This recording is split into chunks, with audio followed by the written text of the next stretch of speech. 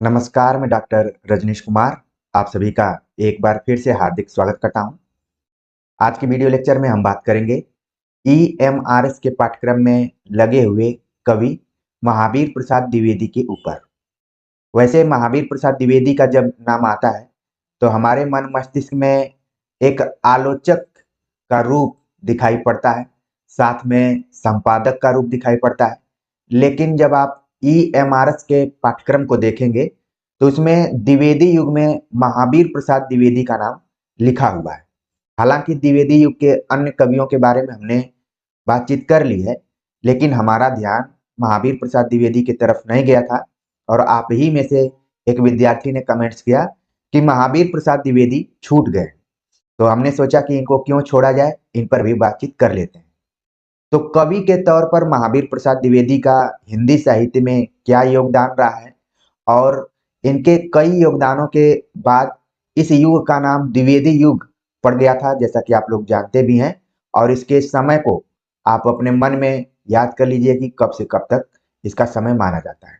ठीक है, तो महावीर प्रसाद द्विवेदी का जन्म 1864 ईस्वी में हुआ था और निधन 1938 ईस्वी में हो गया था। यानी अगर आप देखें तो जयशंकर प्रसाद और प्रेमचंद से ये लगभग 2 साल 1 साल और ज्यादा जीवित थे, लेकिन इनका जन्म पहले ही हो गया था। तो महावीर प्रसाद द्विवेदी को आप ध्यान में रखिए कि इनका जन्म 1864 में, निधन 1938 में हो गया। जन्म इनका हुआ था जिला रायबरेली के दौलतपुर नामक गांव में। गांव की पाठशाला में प्रारंभिक शिक्षा पाने के पश्चात ये अंग्रेजी पढ़ने के लिए रायबरेली के स्कूल में भर्ती हुए। जैसे आज अंग्रेजी पढ़ने के लिए लोग अलग अलग जगहों पर जाते हैं, वैसे ही पहले महावीर प्रसाद द्विवेदी भी अंग्रेजी पढ़ने के लिए, ये देखिए, कई हम हिंदी साहित्य में ऐसे लेखकों और साहित्यकारों को देखेंगे जिनकी रुचि पहले अंग्रेजी में थी, लेकिन परिस्थिति के अनुसार और वातावरण के अनुसार उनको हिंदी में आना पड़ा। तो यहाँ पर आप उन महावीर प्रसाद द्विवेदी को देख रहे हैं जिनको कि हम सरस्वती के संपादक के रूप में जानते हैं। वो भी शुरू में अंग्रेजी पढ़ने के लिए रायबरेली के स्कूल में भर्ती हुए। बाद में रंजीत पुरवा, जो कि जिला उन्नाव में है, फतेहपुर और उन्नाव के स्कूलों में दाखिल हुए। यानी आप देख रहे हैं कि महावीर प्रसाद द्विवेदी का जीवन स्थिर नहीं है। रायबरेली, उन्नाव, फतेहपुर से होते हुए ये बाद में अपने पिताजी के पास बंबई चले गए। तो पूछा जा सकता है कि महावीर प्रसाद द्विवेदी का संबंध किन किन स्थानों से। ठीक है, बंबई में इन्होंने संस्कृत, गुजराती, मराठी और अंग्रेजी का अच्छा ज्ञान प्राप्त किया। मिडिल कक्षाओं में इन्होंने वैकल्पिक विषय के रूप में फारसी पढ़ी तथा इन्हें बंगला का भी अच्छा अभ्यास था। आजीविका के लिए द्विवेदी जी ने रेलवे की नौकरी की, किंतु उच्च अधिकारियों से कुछ कहा सुनी हो जाने के कारण इन्होंने त्याग पत्र दे दिया। कई बार सवाल पूछा जाता है कि साहित्य सृजन करने से पहले महावीर प्रसाद द्विवेदी किस विभाग में नौकरी करते थे। सही जवाब हो जाएगा आपका रेलवे। अगर रेलवे के साथ साथ अगर शिक्षा विभाग लिख दिया जाएगा तो बहुत सारे विद्यार्थी हो सकता है कि कंफ्यूज हो जाएं, गलत कर दें। लेकिन जो विद्यार्थी यहाँ जुड़े हैं या फिर कहीं ना कहीं पढ़े होंगे कि महावीर प्रसाद द्विवेदी साहित्य क्षेत्र में आने से पहले रेलवे में नौकरी कर रहे थे और उन्होंने त्यागपत्र किस स्थिति में दिया। आप देख रहे हैं कि उच्च अधिकारियों से कुछ कहा सुनी हो जाने के कारण उन्होंने त्यागपत्र दे दिया। साहित्य साधना तो द्विवेदी जी नौकरी के दिनों में भी कर रहे थे, किंतु नौकरी छोड़ने के बाद तो ये पूर्णतया हिंदी भाषा और साहित्य की सेवा में जुट गए।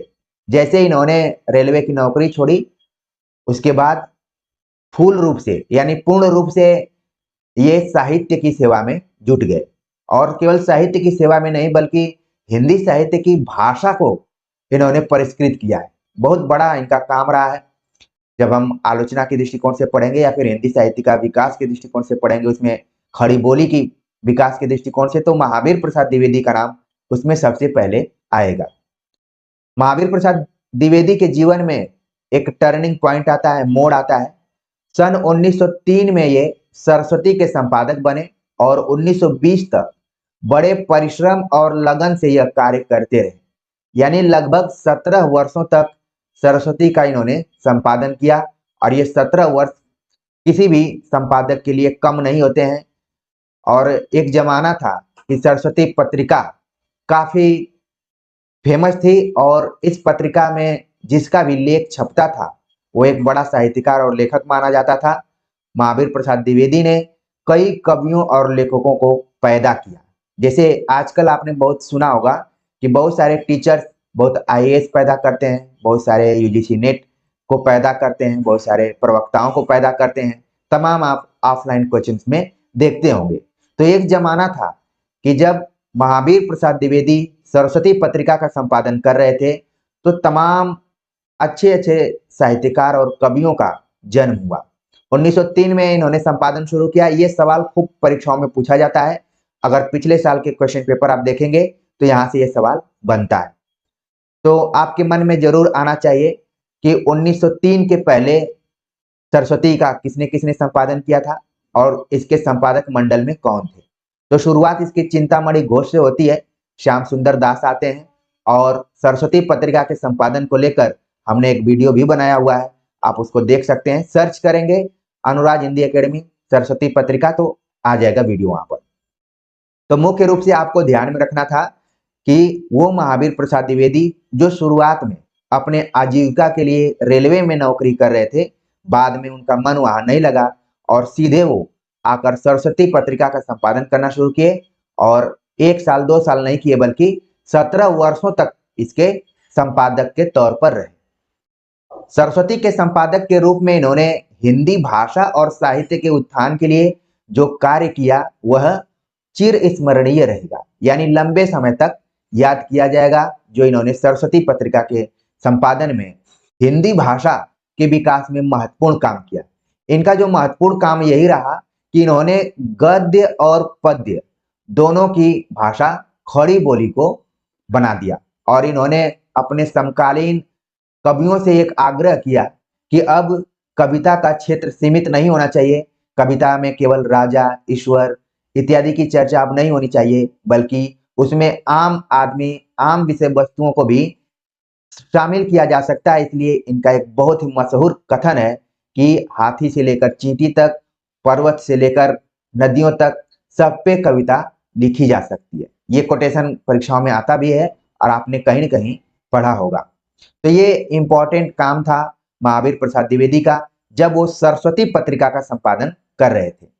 आगे बताया जा रहा है कि इनके प्रोत्साहन और मार्गदर्शन के परिणाम स्वरूप कवियों और लेखकों की एक पीढ़ी का निर्माण हुआ। जैसा कि मैंने आप सभी को बताया, खड़ी बोली को परिष्कार तथा स्थिरता प्रदान करने वाले में ये अग्रगण्य हैं, यानी सबसे आगे हैं। महावीर प्रसाद द्विवेदी कवि, आलोचक, निबंधकार, अनुवादक और संपादक आचार्य थे। कई बार विकल्पों में पूछ लिया जाता है। बदलते हुए पैटर्न में अब सवाल इस तरीके से पूछे जा रहे हैं कि पहले 4 ऑप्शन दिए जा रहे हैं, 4 ऑप्शन में पूछा जा रहा है इनमें से कौन सही है।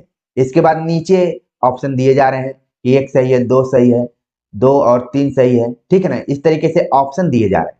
तो मान लीजिए परीक्षा में पूछा जा सकता है कि महावीर प्रसाद द्विवेदी निम्नलिखित में से क्या थे? कवि, आलोचक, निबंधकार, अनुवादक और संपादक के रूप में इनको जाना जाता है। तो ये सभी रूपों को आप अपने मन में रखिए, जिससे कि आप इस तरीके के प्रश्न आए तो आप कर पाएंगे। आगे बताया जा रहा है कि इनके लिखे हुए मौलिक और अनुदित गद्य पद्य ग्रंथों की संख्या लगभग 80 है। यानी महावीर प्रसाद द्विवेदी ने गद्य में और पद्य में जो भी ग्रंथों की रचना की, लगभग 80 इनकी संख्या मानी गई। इसमें भी कुछ रचनाएं इनकी मौलिक हैं और कुछ रचनाएं जो अनुदित हैं। मौलिक काव्य रचना की है, इनको विशेष प्रवृत्ति नहीं थी। इनकी अनुदित काव्य कृतियां अधिक सरस हैं।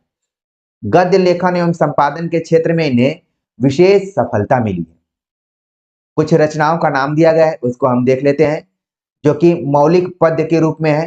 काव्य मंजूषा, सुमन, कान्यकुब्ज, अबला विलाप जो कि मौलिक पद्य, गंगा लहरी, ऋतु तरंगिणी, कुमार संभव सार, ये अनुदित इनके ग्रंथ हैं।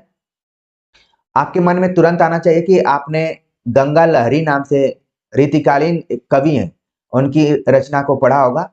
आप चाहें तो कमेंट्स कर बता सकते हैं कि किसकी रचना है गंगा लहरी।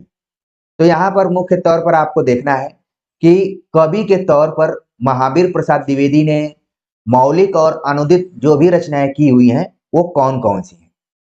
आगे है कि इनकी कविता सहज, सरल और प्रायः उपदेश पूर्ण होती थी। क्योंकि द्विवेदी युग देखेंगे तो इसको हम सुधार काल के नाम से भी जानते हैं। ठीक है, द्विवेदी युग को सुधार काल भी कहा गया है और उस जमाने में सुधार उपदेश के माध्यम से करने की कोशिश की जाती थी। तो उसका प्रभाव महावीर प्रसाद द्विवेदी की कविताओं पर भी दिखाई पड़ता है, जिसमें सहजता है, सरलता है और उपदेश पूर्ण प्रधान कविताएं लिखते थे। इन्होंने अपनी कविता में दो प्रकार की भाषा का प्रयोग किया है। पहला जो है तत्सम प्रधान और दूसरा है प्रचलित शब्दावली युक्त सरल भाषा।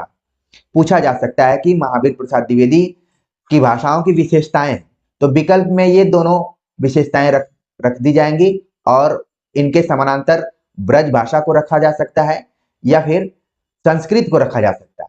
ठीक है ना, तो सवाल सही हो जाएगा आपका ऑप्शन कि तत्सम प्रधान और प्रचलित शब्दावली का प्रयोग महावीर प्रसाद द्विवेदी अपनी कविताओं में करते थे। तत्सम प्रधान जब बात की जा रही है तो वही संस्कृत के शब्दों को जब हुबहू हम प्रयुक्त करते हैं तो वही तत्सम प्रधान शब्द कहे जाते हैं और बाकी प्रचलित जो व्यवहार में प्रयोग किए जाने वाले शब्द हैं वो प्रचलित शब्दावली। अब यहाँ पर उदाहरण दिया गया है और केवल बात कहने से नहीं होगा बल्कि उदाहरणों के माध्यम से अगर हम चीजों को समझें तो ये बात और क्लियर हो जाएगी। तो यहाँ पर पहला जो उदाहरण दिया गया है वो तत्सम युक्त शब्दों के लिए है। हम देख लेते हैं कि किस तरीके से है। पृथ्वी समुद्र सरित नर नाग सृष्टि मांगल्य मूल्य मूलमय वारिद वारि वृष्टि करतार कौन इनका किस हेतु नाना व्यापार भार सहता रहता महाना। तो ये जो पहला पदबंध आप देख रहे हैं ये पदबंध पढ़ने से ही आपको लग गया होगा कि ये संस्कृत निष्ठ शब्दावली का प्रयोग किया गया है। वहीं पे अगर हम दूसरे पदबंध को देखें तो ये लगेगा कि आम बोलचाल या प्रचलित शब्दावली का प्रयोग किया गया है। तुम ही अन्नदाता भारत के सचमुच बैलराज महाराज बिना तुम्हारे हो जाते हम दाना दाना को मोहताज तुम्हें संड कर देते हैं जो महानिर्दयी जन सिरताज धिक उनको उन पर हंसता है बुरी तरह यह सकल समाज। तो देखें आप जो पहला पदबंध है इसको समझने में मुश्किल आ रही होगी लेकिन दूसरे पदबंध की कोई व्याख्या करने की बहुत खास जरूरत नहीं महसूस हो रही होगी, जिसमें कि बैल यानी कि किसान जीवन पर आधारित ये कविता है। तो इस तरीके से हमने देखा कि महावीर प्रसाद द्विवेदी जिनको हम संपादक के तौर पर जानते हैं और आलोचक के तौर पर जानते हैं, साथ में निबंधकार के तौर पर भी जानते हैं और इन्हीं के नाम पर द्विवेदी युग भी पड़ा जो कि प्रायः परीक्षाओं में पूछा जाता है। तो कवि के रूप में महावीर प्रसाद द्विवेदी का क्या रोल रहा है, क्या भूमिका रही है हिंदी साहित्य के विकास में, उसको हमने देख लिया और परीक्षाओं के दृष्टिकोण से कुछ महत्वपूर्ण तथ्य थे जिनसे भी हम अवगत हो गए। तो कमेंट्स कर जरूर बताइएगा कि आज का ये वीडियो लेक्चर आप सभी को कैसा लगा। आप अपनी तैयारी लगातार करते रहिए, मोटिवेशन के तौर पर हम आपसे लगातार जुड़े रहेंगे और मैं बार बार आप सभी से यही कहता हूं कि सब कुछ करना आपको है, आप साध्य के रूप में हैं, हम तो बस केवल साधन हैं। तो इन्हीं बातों के साथ आप अपनी जिम्मेदारी को भली भांति समझ रहे होंगे। तमाम व्यस्तताओं के बाद आप अपनी तैयारी को टाइम टेबल के हिसाब से लगातार करते रहेंगे और परीक्षा तक आते आते एक योद्धा की तरह आप परीक्षा हॉल में पहुंचेंगे। तो मिलते हैं एक नए टॉपिक के साथ, तब तक के लिए नमस्कार।